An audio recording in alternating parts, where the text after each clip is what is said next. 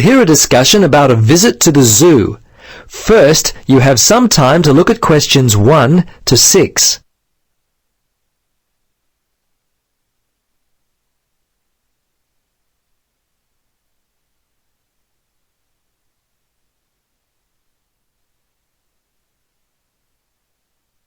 Now listen. You will hear a discussion about a visit to the zoo. First, you have some time to look at questions 1 to 6.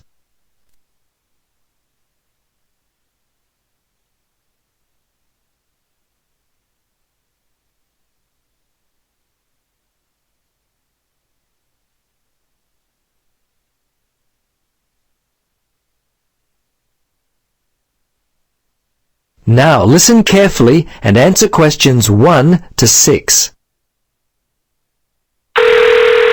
Welcome to Geno's Zoo. How can I help you? Yes, I'm interested in coming to the zoo with 3 visitors from Japan. I know you've got all the animals, but my guests would really like to get up close to the animals, something different and unique. Do you offer special tours? As a matter of fact, we do. We offer 3 tours. We have our Snakes Unlimited tour, we have a Birds Galore tour, and we also have a special behind-the-scenes tour which takes you to our animal hospital, where you get to see all the injured animals and how we look after them. Oh, right. Well, one of the girls is studying to be a vet, so I think the behind-the-scenes tour would probably appeal to her. I think Tomo would like to hold a snake, and the birds sound fascinating too. Tell me, is it possible to do all 3 tours? Yes, actually it is. The Snakes Unlimited tour kicks off at 10:15 and goes for an hour. The second tour with the birds start at around noon, and the last tour happens at 2:30. So it is possible to do all the tours during your visit to the zoo. Great. Now, the only thing I want to know is, how much does all this cost? Well, let's see. The admission price is $15.95 and the tours are extra. If you're interested in the snakes tour, it's going to cost $5.50, but that price includes being able to hold a python. The birds tour is where you get to hold an adult eagle. That one costs $6.50, and I think the third tour costs $9.50, yes. And you get to hand feed the baby kangaroos. Before you hear the rest of the conversation, you have some time to look at questions 7 to 10.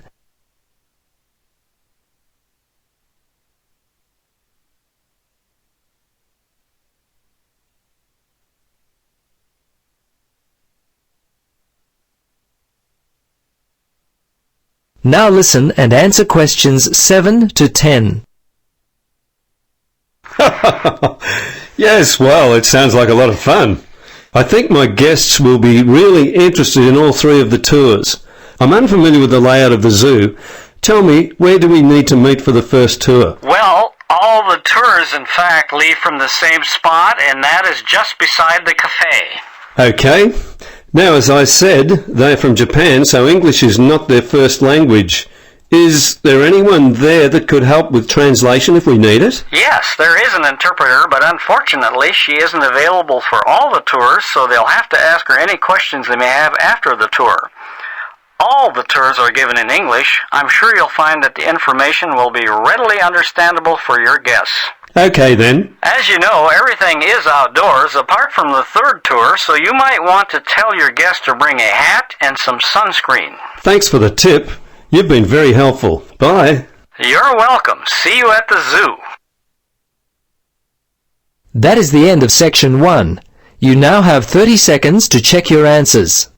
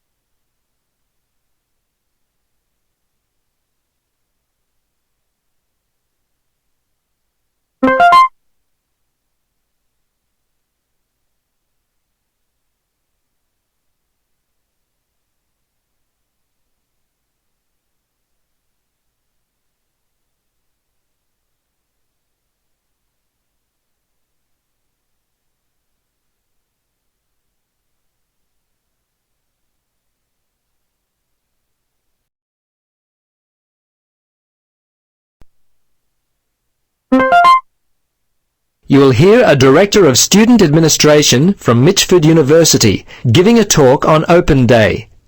First, you have some time to look at questions 11 to 17.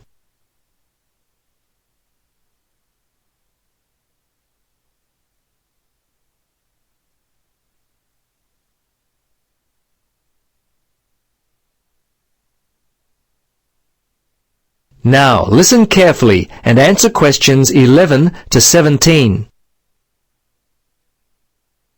Hello to you all. Thank you for coming to Mitchford University's Open Day. My name is Jackie Alford, and I'm the Director of Student Administration. I must begin by passing on some late-breaking news. For the second year running, Mitchford University has been the winner of the prestigious Distance Education Award. As an online university, we are thrilled with this and thank our excellent staff for their dedicated work. We now add this trophy to our Research Excellence Award.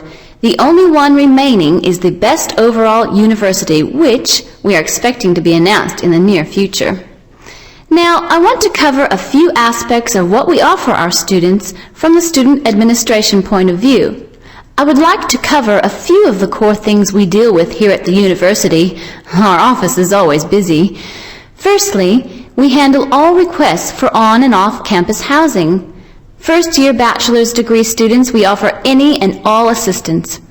If you're considering a postgraduate degree with us, which some of you coming to the area with families are, I've met some of you already, I think. Please be aware that due to staff constraints, we are only able to help international students. My department is also responsible for the collection of all student fees and, aside from exam week, we often assist with timetabling. Our department is in close contact with enrollment, so we know all your examination results. Student fees are used to help with the extracurricular activities here on campus. Each semester we put on a movie night, and last year we tried a music appreciation night, which was well received. We often invite a number of local charities in the area to participate in our movie nights. This has been a good way for us to give back to some of the local people. Now, when you apply for a place at Mitchford University, your application package goes first to the registrar's office, where it is either accepted or rejected based upon your past academic record and test results. If you are accepted, it comes to the Student Administration Department, where we examine any special requests you may have included in your application. After that, a letter is sent to you informing you of your acceptance. The whole process takes about 3 to 4 weeks. Generally, if we receive applications by April or early May, students are notified of their acceptance in late June, unless you make mistakes with your application, which is all too common. Before listening to the rest of the talk, you have some time to look at questions 18 to 20.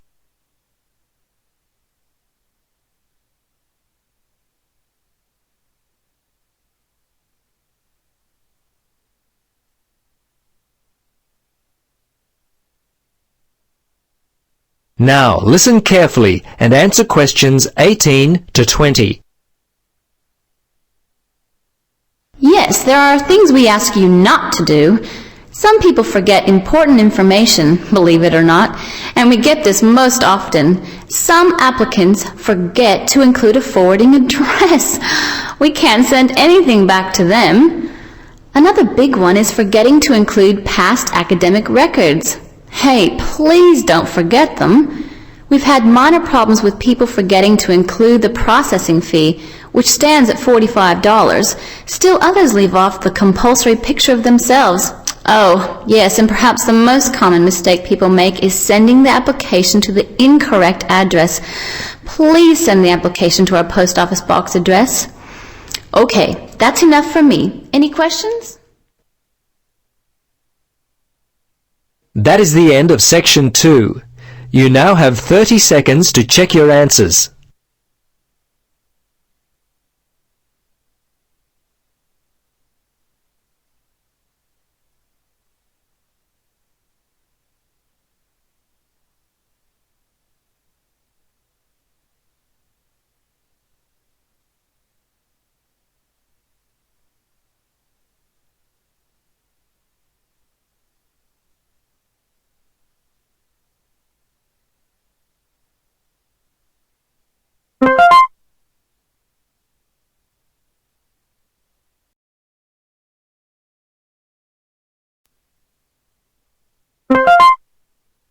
You will hear a discussion between students about a university assignment.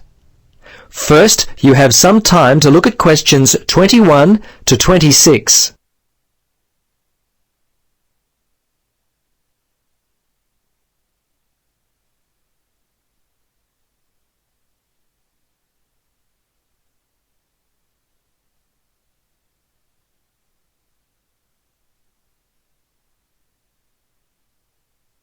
Now listen carefully and answer questions 21 to 26. Well, as you know, we have to plan and conduct a survey. How should we organise this? Well, I think we should divide up the task and then assign them to people who want to do them. I think that's a good idea. I don't want to talk to people. Seriously, if we divide up the tasks, no one will feel as though they're doing all the work. Even distribution, it's fair. I've done it this way before, and it's always worked out quite well. Yes, I agree, but what if some tasks are longer than others? Then it doesn't seem fair. Well, then we have to make sure we divide the tasks up according to time estimates. Some tasks may take longer, for example, the interview stage, and others shorter, like perhaps the layout of the survey form. Okay then, Carol. That sounds like a great idea. I seem to recall reading somewhere in our lecture notes that dividing up tasks was highly recommended for group work, so I feel good about what we're doing. Okay then, what are the tasks and who wants to do them? Well, at the moment, I'm studying layout and design, so if nobody has any objections, I'd like to work out the design of the survey. I'll have this finished by mid-March, the 23rd to be exact. I've got other assignments to do around that time. That's fine with me. I hate design and layout. What about organising the questions? Someone's going to have to do this. Could I? I promise to be all finished by mid-March. What do you think, Carol? Yes, that all sounds good. I guess someone's going to have to do the questioning. Why don't I conduct the survey? The assignment is due on April the 3rd, so I will have the survey completed by late March, just in time for the oral report. Before you hear the rest of the conversation, you have some time to look at questions 27 to 30.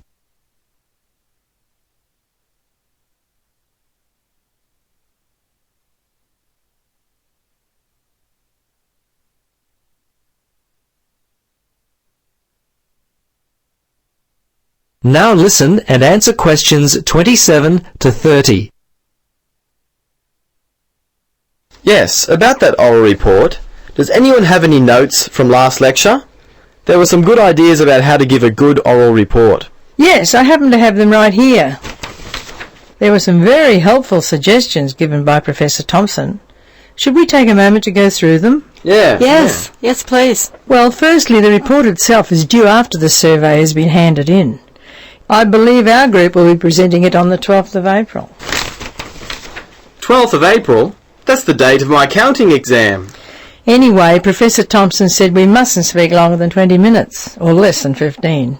He said when it comes to assigning grades, he will be looking for speakers to maintain eye contact with the audience.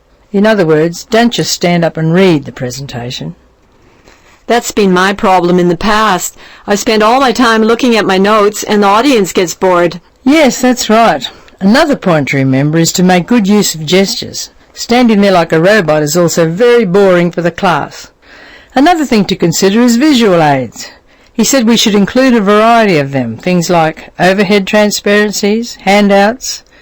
We can use the whiteboard, DVDs or video were also suggested. Okay, let's decide who wants to do what. That is the end of section 3. You will now have 30 seconds to check your answers.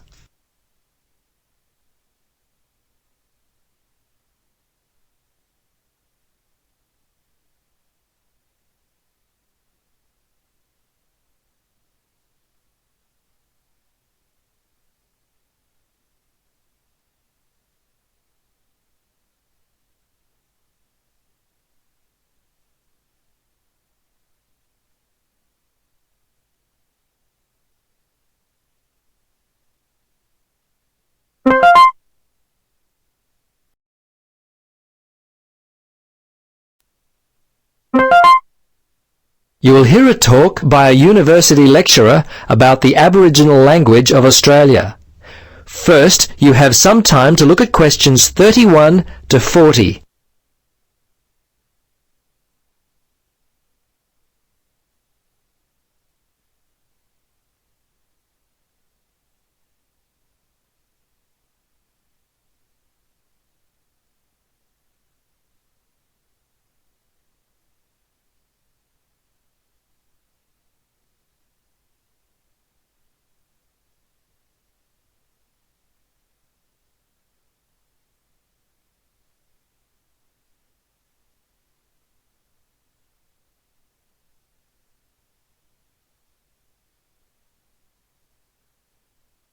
Now listen carefully and answer questions 31 to 40. We'll begin our course of study this semester by looking at the role of the English language among the native or indigenous peoples of Australia. Aboriginal English, as it is often referred to, was described by one linguist as the first and most significant dialect of Australian English. Over the years, there has been much research in the continent of Australia concerning the use and types of Aboriginal English. Some linguists have suggested that there were literally hundreds of languages spoken by the indigenous or Aboriginal people. European settlers who came to the continent of Australia brought with them their own language, and this was adopted by the Aboriginal people. As a result, many of the languages used by the Aboriginals died off. I should mention that in Central Australia, white settlement began comparatively late, with the setting up of the Overland Telegraph Station near Alice Springs in the 1860s. For the Aboriginal people of Central Australia, the coming of the white man to the area had a negative impact upon their culture and language. However, despite their domination, a number of Central Aboriginal language groups managed to survive quite well. Today, the two main language groups in the area are Warlpiri and Arrernte, also known as Arunta. These dialects are spoken only in remote areas of the continent. These areas include the Kimberleys, Arnhem Land, Far North Queensland and Central Australia. The two major language groups, Warlpiri and Arrernte, are both estimated to have well over 3,000 fluent speakers. Another Aboriginal dialect, known as the Western Desert Language, is spoken by a large group of some 5,000 speakers extending over a 25,000 square kilometre area of Central Australia.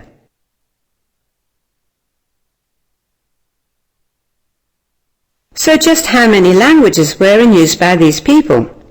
It's difficult to say conclusively, but some linguists have suggested as many as 260, while others quote a more conservative figure of around 200.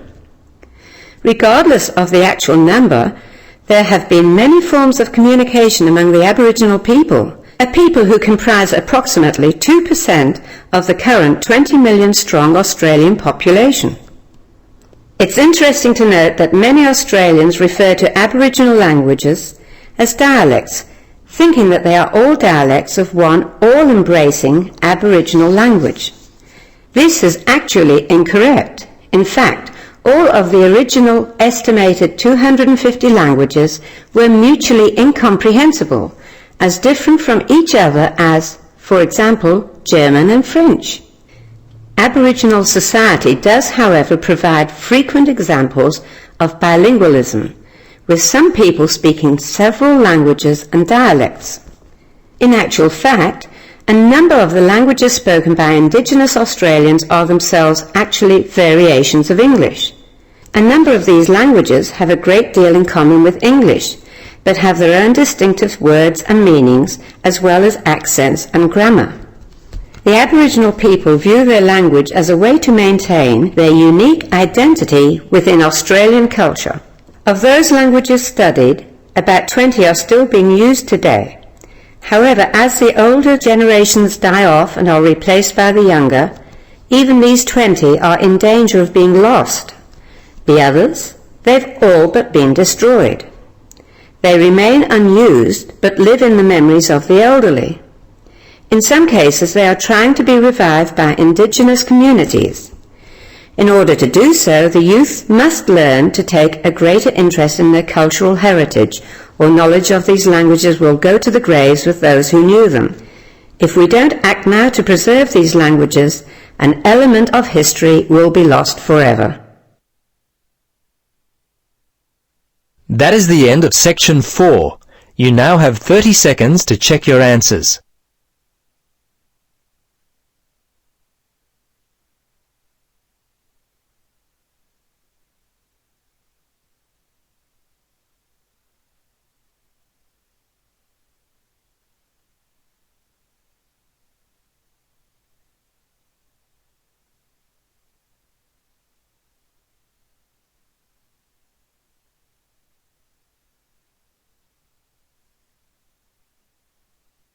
That is the end of this practice lab test.